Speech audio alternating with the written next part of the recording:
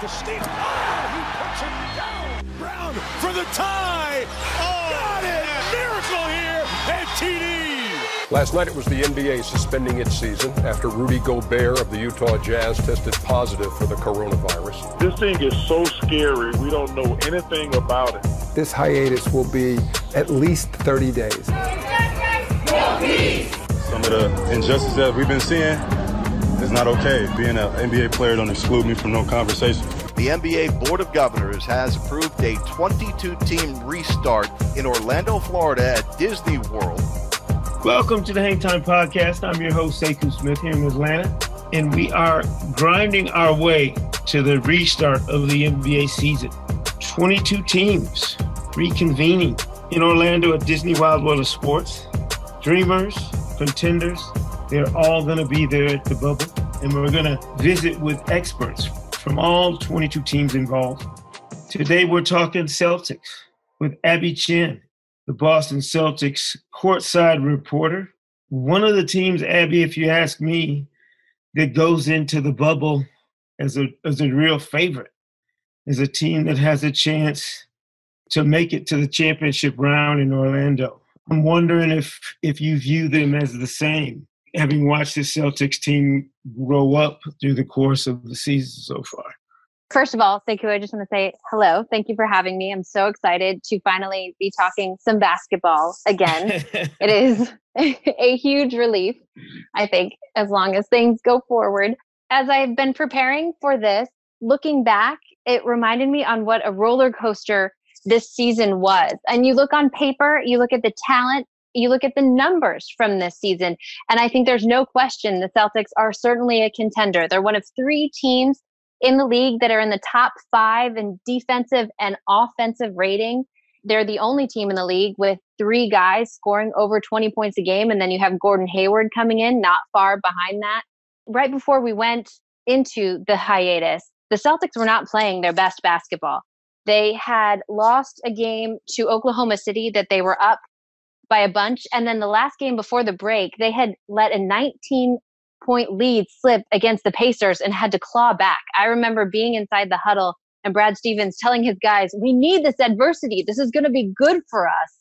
And so they were heading into a game against the Milwaukee Bucks. And I was really interested in seeing how they were going to play in that game, if they were going to play up or if they were going to slide back into their kind of lackadaisical ways, if you will. So I do believe they can be a contender. I want to see what kind of basketball they're playing once we get out on the court.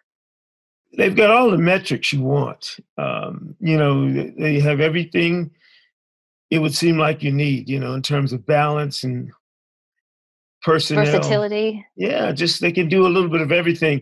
What's been their issue, do you think? Is it just cohesion and chemistry, or is it something else that's missing for them in terms of the consistency you need to play with? I think like everyone else, it was injuries. They had played with their top 7 guys only a handful of games this season. And while their record wasn't great in those games, there were some flashes of what was possible. They just weren't able to get everyone together, get everyone healthy to find any sort of continuity. Hopefully that has changed. I mean, if there's one thing that this break has given us, it is health. Kemba Walker coming out of the All-Star break, we know his knee was not what it was earlier in the season. And so hopefully some time off has given that some ability to heal. Gordon Hayward missed a bunch of time early in the season as well. So I think, yes, coming together, being able to gel, getting more minutes together on the court is only going to be good for this Celtics team. Jaylen and Jayson are such dynamic, talented wing players. I'm wondering, when is it that those 2 guys find that synergy, where they play off of each other and raise each other's game simultaneously to become, that elite tandem?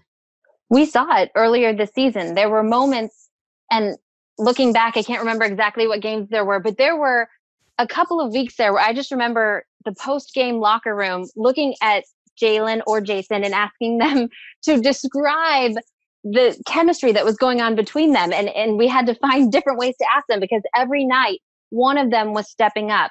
And I'm excited because Jayson's coach who is allowed in the Auerbach Center right now, said that first week back, Jayson hit about 90% of his shots.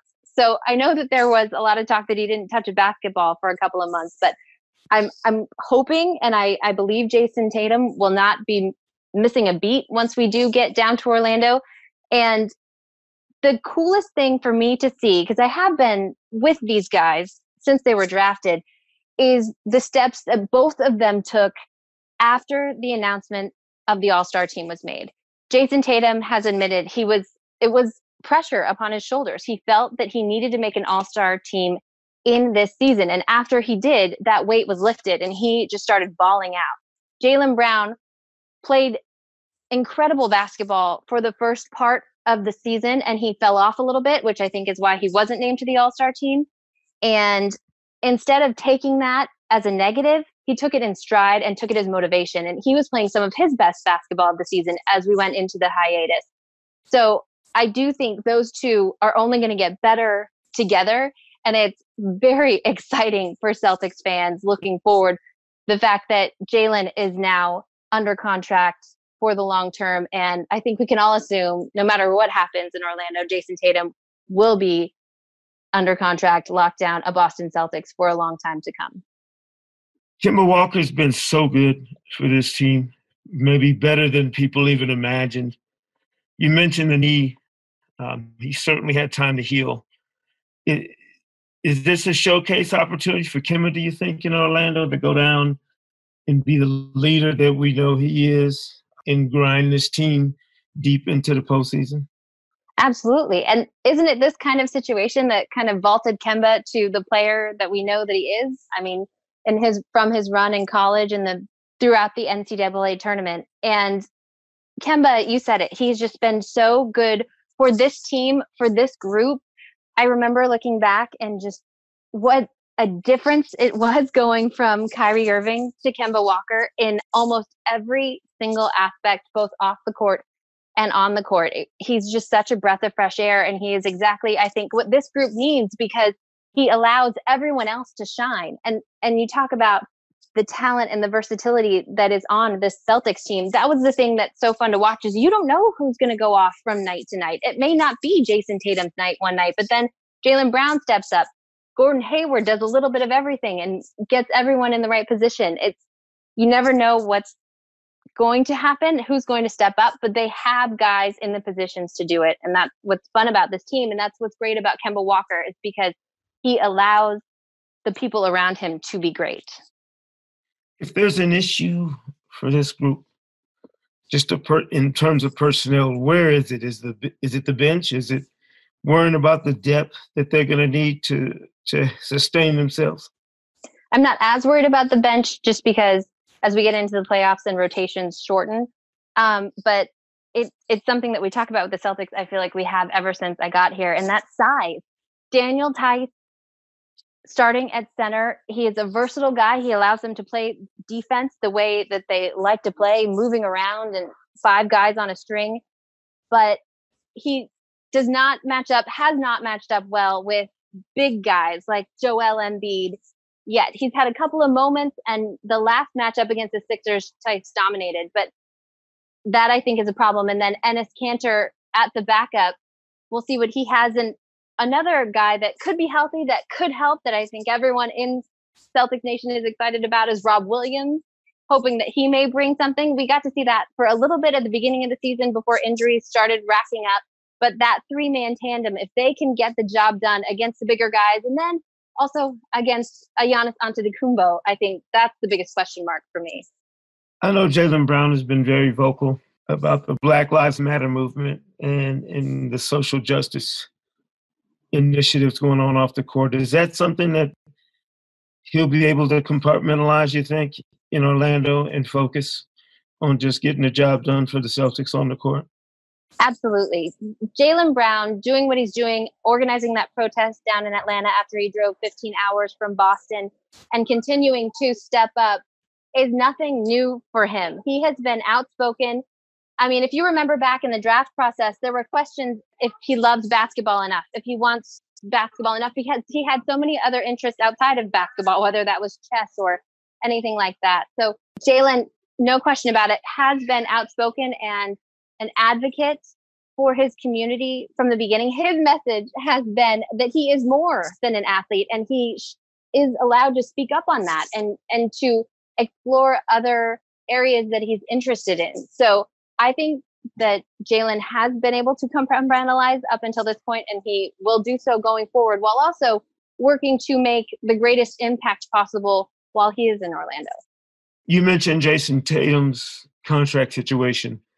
That sounds like something that won't be an issue. I know it's been reported that there are discussions about it, or that it could be kind of an underlying issue. But I'm wondering if you think that's something that's not going to be a problem at all for Jayson Tatum. I don't think it is. Anyone who saw Jayson, the way he was playing in the second half of the season, as I mentioned, after the All-Star break, and also has just watched his development, the sky is the limit for this kid. I truly believe, and he's told me multiple times, he wants to be an MVP in this league. He believes that he can be, and I agree with him. And so, no, I don't think the contract is going to be an issue at all with the Celtics. I am curious to see how they are going to make all of the salary cap dynamics work going forward after they sign him and after Jaylen's contract kicks in. But and I think that's one of the things that gave me pause in an earlier report that Jayson was considering not going to the bubble because of his contract. I think, as we saw with a guy like Kevin Durant coming off an Achilles, Jayson has that talent. I think he has shown enough that, yes, the contract will not be an issue with the Boston Celtics. Going to be a very interesting Celtics team that makes its way to Orlando. And Abby, we're going to take a quick break and talk more about the Celtics and Orlando when we come back here on the Hang Time Podcast.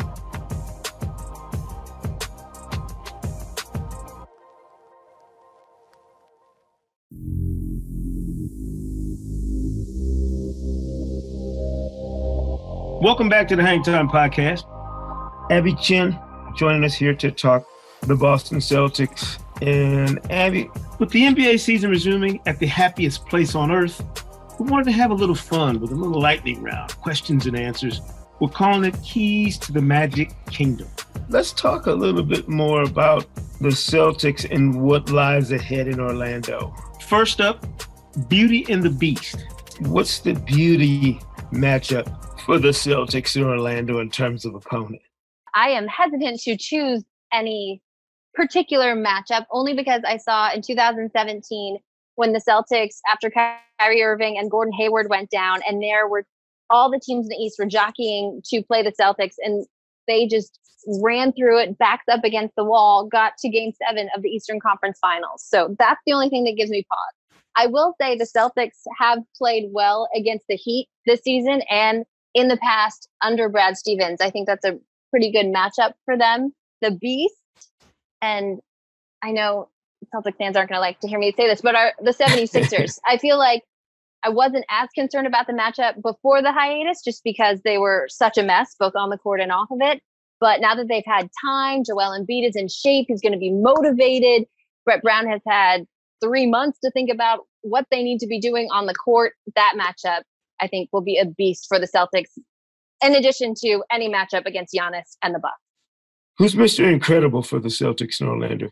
We talked about it. I think it's got to be Jayson Tatum, right? Continuing on his tear that we saw for the second half of the season. And he has got to be the go-to guy who steps up in those moments. I've seen him do it. He thrives, loves the fourth quarter, taking those shots.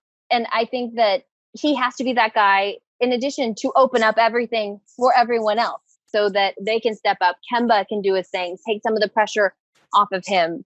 So without a doubt, their guy has got to be Jayson Tatum. All right, if we got the genie in the bottle, what are your 3 wishes for the Celtics? It's anything, right? The genie can do anything except make someone fall in love. I have watched Aladdin a lot, actually, during this break. My daughter is very into Disney Plus. I mean, my number one wish, of course, is to win banner number 18, walk away with the championship. I think everyone's wish, of course, is to stay healthy, not have any issues, especially because we know that the turnaround is going to be so short into the next season. If I had a third wish, it would be that Marcus Smart gets his moment, gets his due, gets to shine on a national stage, and people can fall in love with the Marcus Smart that we know and cherish here in Boston. Splash Mountain. Who's most likely to make an unexpected splash during Boston's playoff run? The big man, Rob Williams. He had a hip injury earlier in the season that kept him out. He missed a bunch of time, but I talked about it earlier. That 3-man, big man rotation was really working well for the Celtics. It really felt like any matchup that was thrown at them, they had a body to throw in there that could match up with them for at least shorter stretches of time and buy the Celtics the time that they needed. And so I think he is going to be a key piece in that big man rotation for them to get to where they want to go in the postseason. All right, let's let it go. What regular season tendency does Boston need to leave behind heading into the playoffs? I think there were moments where, and we see it with every team, but especially with one with this much talent, is the hero ball. And there were moments where guys did take it upon themselves to take that last shot, feel like they needed to be the one with the ball in their hands. And the thing about this team is just how versatile they are. How many guys can handle the ball, can make the right pass, make the right play, score at the rim, but also score from the arc. And so I think it is going to be a matter of playing team basketball, following the game plan, not only on offense, but on defense as well, and coming together, working as a team. And if that's not a Disney story, I don't know what is. So who has the best golf game in Orlando of these young Celtics? Jayson Tatum has been talking about golf a lot on social media. I think it's one of the hobbies he picked up during the hiatus. I don't know how good he is yet, but just knowing his natural athletic ability, I would assume he's going to be getting better and getting better quickly. But if you want to know, I think got to be Danny Ainge. That guy brings his golf club with him wherever we go. And then also, I don't know if you guys know, the Celtics equipment manager, Johnny Joe, that guy lives on a golf course. So there are a number of people, I think, who will be frequenting the many courses that are available at Disney. Which Celtic will be the rowdiest fan at an opposing team's game? I got to go with Marcus Smart, right? I mean, that guy. And then there's also Grant Williams. We haven't mentioned his name, the rookie who, if you talk to any Celtics player, talks more than any player they've ever come across in the locker room. And Grant, I think, just from playing the AAU circuit and being younger and having a lot of friends in the league, I think he's not afraid to show his personality either. Will be outspoken, but also Marcus Smart, who is just hilarious and on all the time. And so I think he will have a blast cheering for and against the other players. Who's most likely to sneak candy into the movie screenings? Brad Stevens has been known to slip some cookies from the media room and some candy, but I'm not going to blow up his spot any more than that. Only he's going to be happy with me that I said that. But. Final question. The fairy tale ending. The Celtics will hoist the Larry O'Brien trophy if they can come together, play Celtics basketball, and stay healthy. I think that the Celtics are a team that is stronger. The sum of their parts add up to more of the individual pieces. And so if they can come together and allow each other to shine, even if it is in different moments and different games, I think they'll be raising banner number 18. There it is. Abby Chin, thank you so much for joining us to talk Celtics. It's going to be a totally intriguing experience for all 22 teams in Orlando. We're taking a deep dive into each and every one of them as we grind our way to July 30th and the restart of the NBA season here on the Hang Time Podcast. Abby, many thanks. Thank you.